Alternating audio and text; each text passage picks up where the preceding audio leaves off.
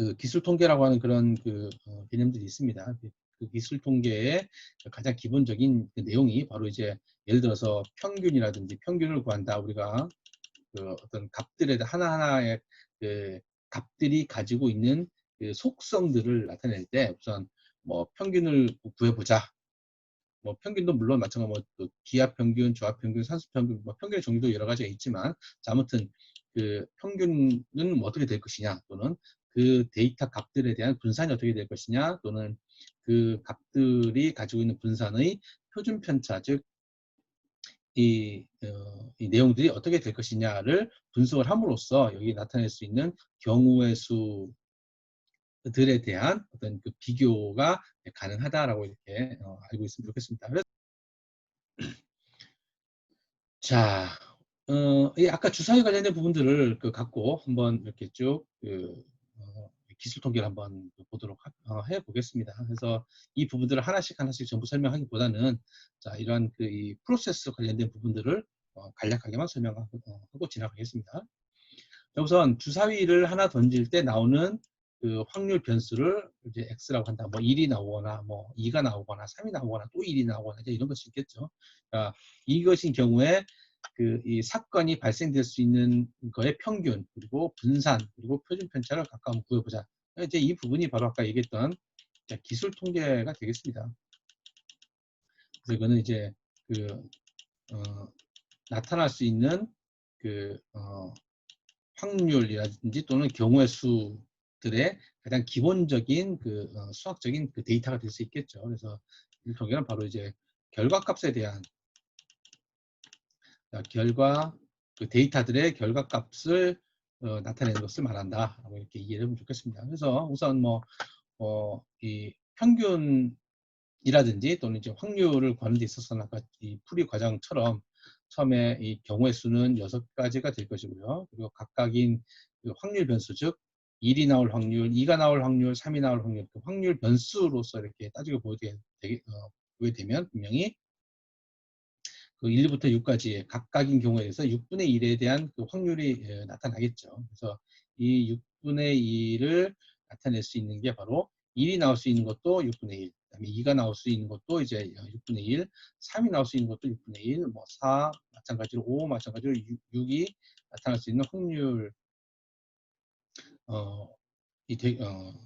되겠습니다. 그래서 이 확률 분포는 각각 6분의 1이 될 것이고요. 각각의 확률 분포들에 대한 평균은 우리 앞에 수학적인 정의에 의해서 이렇게 표시될 수 있다는 것이죠. 자, 이러한 확률 분포에 의한 평균은 바로 분산, 즉 확률 분포들이 갖게 되는 정도를 이제 분산이라고 이렇게 얘기를 합니다. 이 분산은 또 자, 이렇게 계산이 수학적으로 이제 정의되어 있는 식으로 이렇게 생각할 수 있고, 이 분산을 가지고 우리가 이 상대적으로 상대적인 경우라고 하면 이 분포되어 있는 게 각각 다른 크기와 다른 환경이 있을 수 있으니까 그거를 일반화시켜서, 즉 일반화가 아니죠, 표준화죠. 표준화시켜서 비교하는 때 사용되는 게 바로 이제 표준 편차니까 표준화시키는 그 부분들은 뭐 이렇게 값이 된다라고 하는 그런 쭉 이 프로세스가 일반적인 기술 통계 프로세스가 되겠습니다. 그래서 실제로 흔히 사용되고 있는 그 프로그램 중에 엑셀 같은 경우가 있습니다. 네, 엑셀 같은 경우의 프로그램을 보면 이제 기술 통계라고 하는 그런 부분들 이렇게 클릭을 한번 해보게 되면 평균, 그다음에 분산, 표준 편차, 뭐 여러 가지로 이렇게 쭉 뭐 아주 빠른 시간 내에 찾아낼 수가 있다는 것입니다.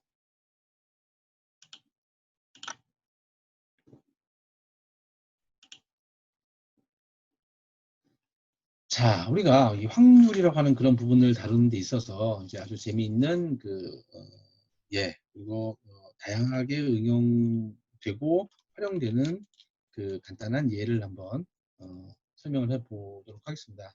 자, 우선 이제 여러 가지 확률의 확률인 경우에 대해서 아주 유용하게 사용되고 있는 여러 가지 원리들이 뭐 베이스 원리도 있을 것이고, 이제 비둘기집 원리라고 하는 게 있습니다. 그래서 이 비둘기집 이 원리는 우리가 이 초등학교 때나 뭐 중학교 때도 이제 뭐 해본 경험, 들어본 경험이 있을 것 같고, 여러 가지 그 관련된 그 얘기들이 많이 있습니다. 그래서 우선 이 비둘기집 그 원리는 우선 그 수학자 그 디리클레에 의해서 좀 이제 그 제시가 되었죠. 그래서 이 비둘기집 원리라고 하는 것은 우선 n은 이제 오브젝트는 이제 자연수가 될 것이고요. 이 n 플러스 1 마리의 비둘기, 이제 오브젝트 객체라고 이렇게 얘기를 합니다. 그리고 n 개의 비둘기 집이 있다라고 이렇게 이걸 이제 그 장소라고 이렇게 얘기를 하죠. 그래서 n 플러스 1개의 비둘기가 있는데 집은 n개가 있다. 즉, 그 객체가 더 많다라고 하는 그런 뜻이 되겠습니다. 자, 그렇게 됐을 때는 반드시 어떤 비둘기 집에는 2마리 이상의 비둘기가 있다라고 하는 그런 게 바로 이제 비둘기 집 원리가 되겠습니다. 자, 이거를 그림으로 이제 나타내 보게 된다면, 자, 이렇게 표시할 수 있다는 것이죠. 자, 그리고 여기서는 비둘기의 수가 그 8개가 되겠고요. 그리고 비둘기 집은 이제 6개가 되겠죠. 그래서 비둘기가 이제 8마리가 될 것이고, 그다음에 비둘기 집이 이제 6개이다. 그래서 이 객체가 이제 이 집보다 이제 큰 상태가 되겠죠. 그래서 이 객체가 큰 경우에 대해서는 분명히 집이 모자라기 때문에 분명히 이 객체들은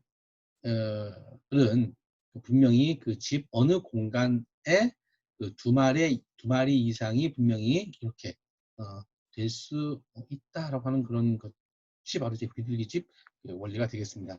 자, 이 그 원리를 이제 수학적으로 이제 한번 표현해 보게 된다면, 우선 A거나 Y는 공집합이 아닌 두집합이다. 이건 뭐 당연한 얘기가 되겠습니다. 자, 이게 우선 공집합이라고 하는 것은 그 요소가 없다, 원소가 없다라고 하는 그런 뜻이기 때문에 원소가 없는 경우는 이제 의미가 없고요. 자, 그래서 X는 즉 정의역인 경우가 많아야 된다.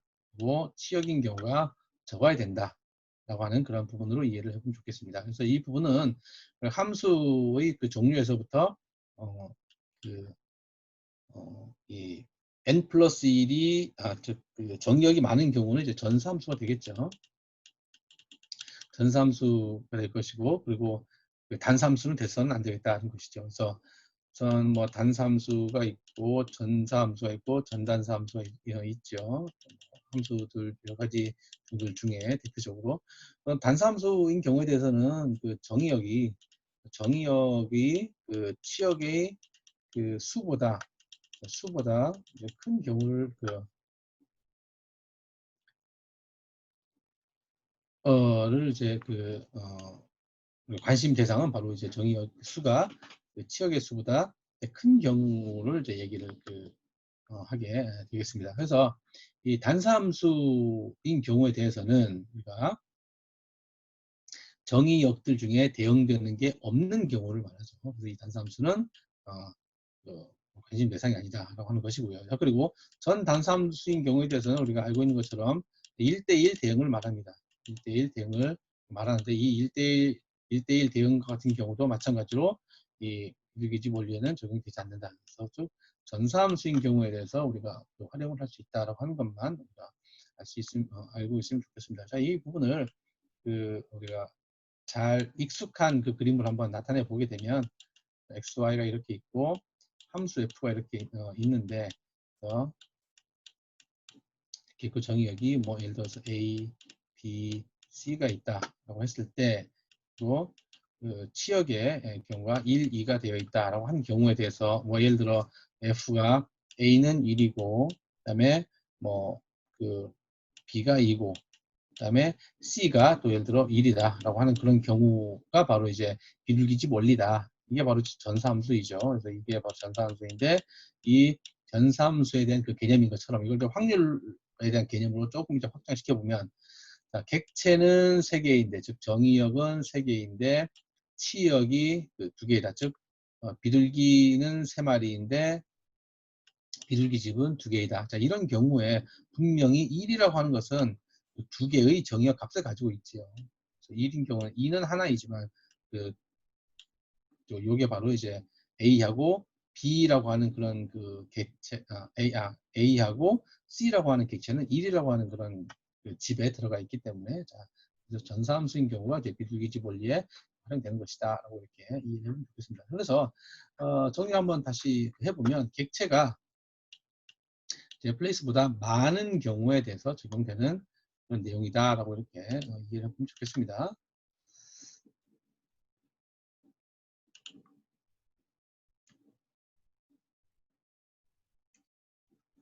자, 이런 비둘기집 원리를 한번 일반화해서 한번 그 설명을 한번 해보면, 우선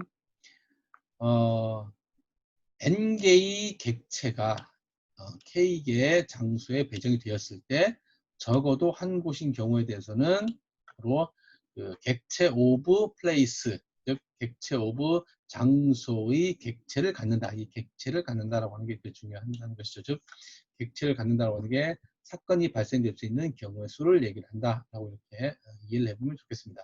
자, 이거를 예를 한번 들어서 이해를 하는 게 좀 더 빠를 것 같습니다. 자, 우선 280명이라고 하는 280명이었던 한 클래스가 이제 280명이다 인 경우이죠. 그래서 이분 이제 학생은 280명이다. 즉 객체가 280명인데 우리가 그 배치를 돼야 돼. 즉 우리가 잘 알려져 있는 아주 명확한 그 경우를 말하죠. 명확하게 우리가 그 치역이 정해져 있는 그 개수가 바로 이제 그 K가 될 텐데, 그 K는 바로 예를 들어 1년이 52주이기 때문에 한 해가 52주이다 라고 이렇게 두게 되면, 분명히 이 52주에 이 280명의 학생들이 분포가 어떻게 되는지를 예측을 하는 것이죠. 그 부분들을 한번 설명해 보게 되면, 일반화시킨 부분인 경우에 대해서 이 객체가, 즉 이 280명 중에 주가 겹치는 사람이 바로 몇 명이냐, 주가 겹치는 객체가 바로 몇 명이냐라고 하는 그런 것들을 볼 수 있겠죠. 그래서 52분의, 즉 n이 바로 280명이고, 그다음에 k가 주가 52주이기 때문에 52분의 280이 되어 있는데, 그러면 5.38의 객체가 나온다는 것이죠. 그래서 이 객체는 분명히 5 이상이기 때문에, 즉 최소 6명인 경우에 대해서 는 분명히 한 주, 즉 들어갈 수 있는 280명을 52주에 한 명씩 다 분류를 이렇게 해서 하다 보면, 최소 어떤 한 주에는 6명의 학생이 같은 주에 있을 그 확률이 존재한다 라고 하는 그런 뜻으로 비둘기집의 원리를 이해해 보면 되겠습니다. 자, 이런 비둘기집 원리를 우리가 어떤 식으로 이제 활용하고 응용을 할 수 있는지와 관련된 부분들을 이제 몇 가지만 한번 예를 들어 들어보겠습니다. 자, 우선 8명의 학생이 모여 있고, 이게 객체가 되겠습니다. 자, 객체가 되겠고요. 이제 요일이라고 하는 것은 바로 7일이라고 하는 집이 되겠죠. 집이 되겠다. 이것이 바로 이제 나타낼 수 있는 치역이라고 이렇게 생각을 해보면 되겠습니다. 그래서 이 객체가 이 정의역이라고 하는 객체가 분명히 우리가 이 요일이라고 하는 그런 개념인 경우에 대해서는 분명히 7이라고 하는 그런 부분들은 이제 명확하죠. 그래서 8명 있을 때 같은 요일일 수 있는 학생은, 즉 같은 요일에 있는 학생이라고 하는 건 바로 이제 마찬가지로 객체가 되겠죠. 즉 같은 요일을 갖고 있는 학생들은 반드시 존재한다라고 하는 것이죠. 자, 이 말은 무슨 말이냐면, 아까 얘기했던 것처럼 8분의 다시 분명히 객체의 수가 8이고, 그다음에 요일의 수가 7이기 때문에 분명히 이제 7분의 8이 될 것이고, 뭐 이렇게 나타내겠습니다. 한 명 이상은 반드시 존재한다 라고 하는 그런 개념을 가지고 있다는 것이죠. 그래서 요일이 겹치는 이 학생은 반드시 있다 라고 그 취급을 하는 게 바로 이제 그 비둘기집 원리가 되겠습니다. 그리고 아까 앞서 그 일반화 시키면서 사용됐던 그 예하고도 비슷한 개념으로 생각을 해볼 수 있습니다. 우선 100명이라고 하는 그 객체가 있고, 그리고 그 같은 달에 태어날 수 있는 그 인원수, 즉 객체는 어느 정도 될 것이냐라고 하는 것을 보게 되면 분명히 전체 객체의 수가 그 100이 될 것이고요. 그리고 그 같은 달인 경우, 즉 1년인 경우에 대해서는 그 12개월이 있지요. 그래서 12로 나누어 준, 즉 8.32 그 계산이 되고, 분명히 이 8.3이라고 하는 것은 8 이상이기 때문에 최소 9명 그 정의역은, 즉 9명 그 이상인 9명 최소 9명인 경우에 대해서는 어떤 특정한 달에 분명히 그 태어났다라고 이렇게 우리가 취급할 수 있다, 예측할 수 있다라고 이렇게 하는 게 바로 비둘기집 원리가 되겠습니다. 자, 그런데 이 비둘기집 원리라고 하는 것은 모든 경우에 대해서 적용할 수 있는 부분은 아니다. 적용될 수 있는 부분이 아닐 수 있고, 그리고 이 단순하게 확장될 수가 없다는 것을 이제 한번 해보도록 하겠습니다. 자, 우선 방금 아주 명확한 경우에 대해서, 즉 n 플러스 1인 경우에 대해서는 그 나머지 한 마리가 그 어디든지 들어가야 되기 때문에 항상 존재한다라고 하는 그런 그 가장 그, 그 단순화시켜져 있는 그 모델을 생각을 하는데, 그러면 요것과 같이 그 객체의 수가 이 집의 수보다 굉장히 많은 경우, 그 이상인 경우, 즉 하나 이상인 경우에 대해서 한번 생각을 해보게 되면 이렇게도 우리가 해석을 할 수 있다는 것이죠. n 플러스 2마리의 비둘기가 n개의 비둘집이 있다고 가정을 했었을 때, 들어가려고 했을 때 분명히 어느 그 집에는 분명히 2마리 이상이 존재하는 것은 분명히 존재하게 되겠습니다. 자, 그런데 이 그 2개 이상인 경우라고 해서 꼭 그 2마리 이상이 존재한다는 것은 이제 아니라고 하는 그런 개념이 되겠습니다. 자, 지금 이게 무슨 말이냐면, 어떤 데는 3마리가 들어갈 수도 있고, 그리고 어떤 데는 2마리가 들어갈 수 있고 라고 하는 그런 뜻으로 이해를 해보면 좋겠다 하는 것이죠. 자, 우선 그 n-1개의 비둘기 집인 경우에 모두 한 마리씩 존재하고 있고, 그리고 나머지 한 개의 집에는 3마리가 들어갈 수 있을 것 같습니다. 자, 이렇게 얘기도 할 수 있을 것 같고요. 자, 또 2개가 비어 있는 경우, 즉 그 나머지 그 n개 중에 그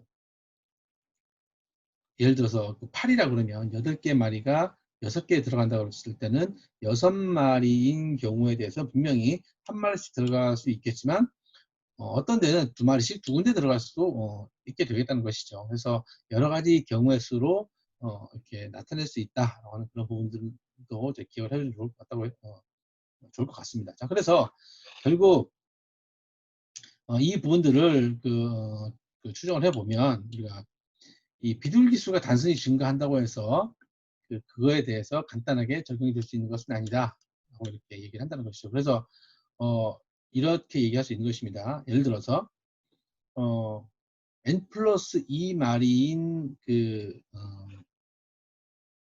비둘기가 n개의 비둘기 집에 들어가는 데 있어서는 존재한다. 즉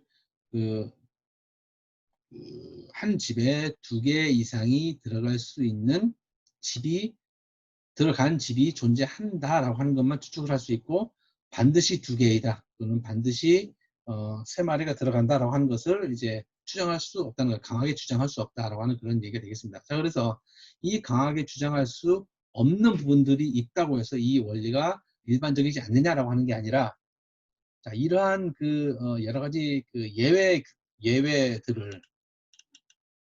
예외라든지 또는 이제 제한 조건들을 줄 수 있다는 것이죠. 그래서 이 여러 가지 예외라든지 이 제한 조건들을 결정을 해 줌으로써 우리가 그 예측이 가능하다라고 하는 그런 뜻이 되겠다는 것이죠. 그래서 이 예외나 이 제한 조건을 잘 제어를 하는 게 바로 제어를 해야 되는 게 통계의 가장 기본적인 그 접근 방법이 되겠습니다. 그래서 이 통계할 때 다시 한번 얘기를 하게 될 텐데, 데이터들을 어떻게 제어하느냐, 아까 얘기했던 것처럼 억지로 또는 이제 강하게 어떤 그 결과에 대해서 어떤 한 가지 원리를 갖고만 해석을 할 수 없다라고 이제 한다는 것이죠. 이 부분이 바로 이 나중에 통계라든지 또 이제 우리 그 빅데이터와 관련된 부분을 잠시 소개하겠습니다. 그래서 통계의 그 오류이든지 그 오류를 줄이게 한다는 어떤 그런 그 관점에서 설명할 때 다시 한번 그 얘기를 해보도록 하겠습니다.